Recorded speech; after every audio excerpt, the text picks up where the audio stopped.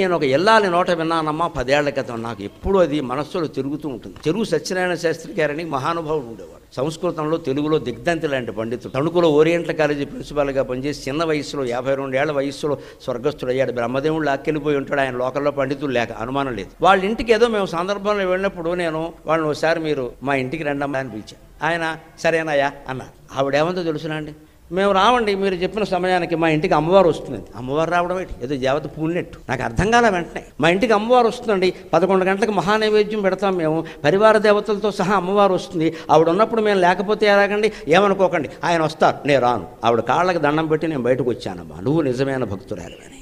అమ్మవారు పరివార దేవతలతో సహా ఆ ఇంట్లో ఉందని ఆవిడ భావన చేస్తుంది. కాబట్టి నైవేద్యం సమయంలో నేను ఎక్కడికి రాను అని చెప్పింది ఆవిడ. ఆయన వస్తారు, కావాలంటే తీసుకెళ్ళండి, నేను రాను, ఏమనుకోకండి. లేదమ్మా, మీరు చేసే పని చాలా గొప్పది, మీలాంటి వాళ్ళని నమస్కారం చేసుకుంటే పుణ్యం మాకు బుద్ధి వస్తుందని వచ్చాను. అది భావన చెయ్యాలి.